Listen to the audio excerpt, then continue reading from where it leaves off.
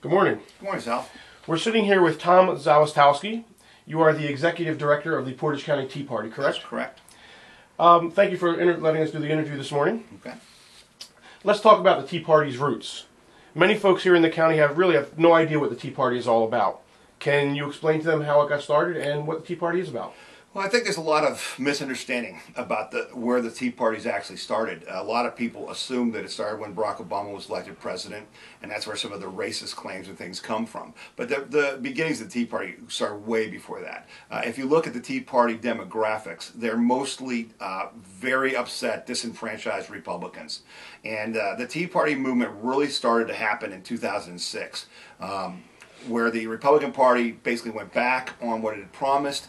People who had been donating to the party, had been supporting the party, became very disenfranchised. And as I make our township outreach meetings, I always talk about, I can remember the election before 2006 where the Democrats took back Congress. And I can remember Rush Limbaugh being on the radio that night begging people to vote for Republicans, because his only way to say why you should was, well, they're better than the other guys. But people weren't buying that, and there was a very big protest vote. I mean, the Democrats would like to think that they're the ones that changed out Congress, but the fact of the matter is, if you looked at demographics, people that had supported the Republican Party at the time did not give, stayed home, did not vote. We wanted to throw the bums out. And so for a lot of people, that's when this started. And there were even Tea Party type groups that started. Now, I think you probably know, or your viewers probably know, that there was a guy on the in Chicago who's a stockbroker who coined the Tea Party phrase. He said, we need a Tea Party to overthrow all this stuff. And that's kind of where the name came from. But the movement really started back in 2004, 2005, 2006. When you say they were disenfranchised Republicans, do you mean back in 2004 to 2006 when you say it started, that the Tea Party, even though at that time it wasn't named the Tea Party, was really because folks were upset at the Republicans and it was more geared towards voting Democratic? They were upset at the Republicans. They weren't geared to voting for anyone. The second thing that we see as we go around, and I think we have more experience and more knowledge because of what we've done in the last 15 months of what people in the county think. When you go around and talk to voters, one of the number one things they say is, there's no one to vote for on the ballot. There's no one that I want to vote for. And it's been that way for years, not just recently. I mean, for 20 years people felt that way. And so there's a secondary frustration with the whole political process. Who puts these people on the ballot? How did they get there? And so we went on a journey into the whole world of election and how it gets done. We never heard of a county central committee. Central committee sounds like it's from the Soviet Union. Okay, if you want to be on the central committee, you think it's in Russia. Well, the whole central committee, the county central committees, are the ones that are the backbone of both the Republican and Democratic Party. That's who decides who gets on for your commissioner races, your judges, things like that. But then the people from that group are on the state central committee. There's someone from that group on the state central committee. And they're the ones who decide who's running on a Democratic and Republican ticket on a statewide race. And then they have a say in the national committee. We didn't know anything about that. But what we found was it was a very complex, very political, very money-driven process that we don't like any of it. Explain money-driven process. Bottom line is, you want to run for any position, on a state or local or state position or a national position, the first thing both the Democratic and Republican Party will say to you, how much money do you have? First question. And if you don't have enough money, they aren't going to talk to you. It's flat out. The bottom line is, American politics is all about money. It isn't about the best person. It isn't about the best ideas. It's about who can write the check. And so that, to us, is a problem. Okay? And we explored things like, I don't know if you're familiar with Go, G-O-O-H, Go.com, which was a thing that a bunch of guys who were Dell engineers came up with as a new way to do elections, a new way to find representatives. And I encourage people to go look at go.com, G-O-O-H.com, because I think it's the future of representative democracy, and it takes the money out of it and gets the best person in office. So we're looking at different things, because the numbers speak for themselves, Sal. The numbers speak for themselves.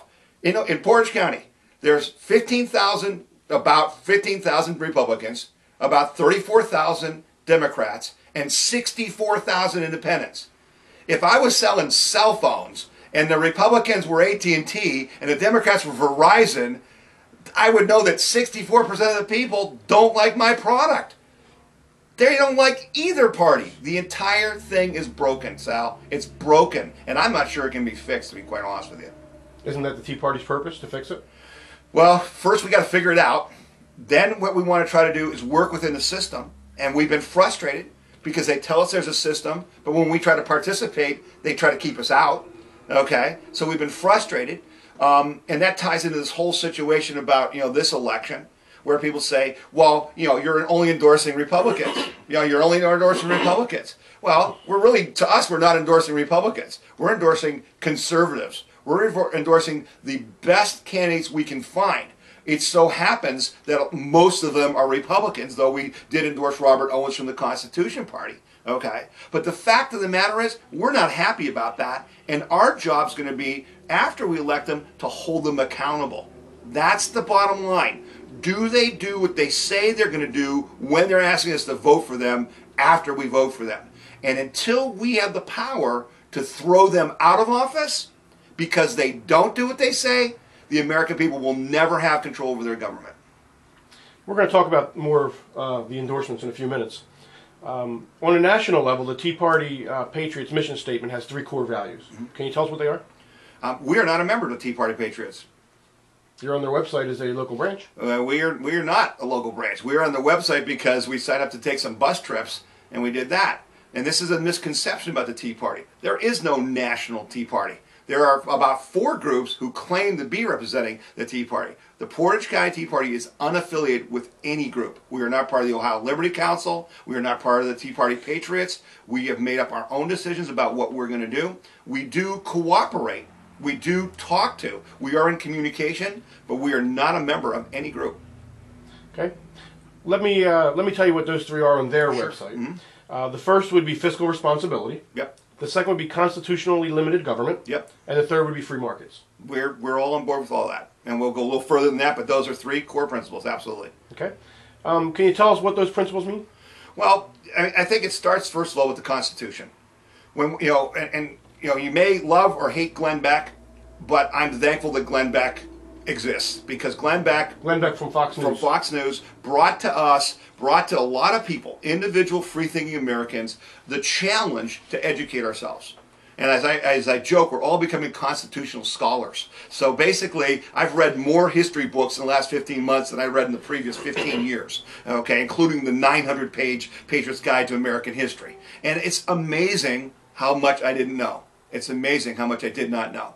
And as we start to read about the Founding Fathers, as we start to read about why the Constitution was made the way it was made, we start to understand much better what's wrong with our country now. And the fact is that we haven't followed the Constitution. The fact of the matter is that our state and federal government constantly do things that are unconstitutional. But the way it's set up is that they can do whatever they want, and it's up to someone to take it all to the Supreme Court to prove it's unconstitutional, where we think it should be that they should have to prove it's constitutional before it becomes law.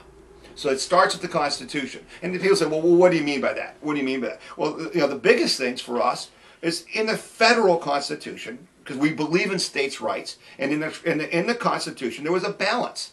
The states held most of the rights for your everyday lives. Okay, states, people don't even understand that we say states today, but states were sovereign nations back when the Constitution was formed. France was a state, okay? Spain was a state. So states' rights were an important part of this. The federal Constitution limited government to certain things. It doesn't include education or health care or a lot of other things the federal government does.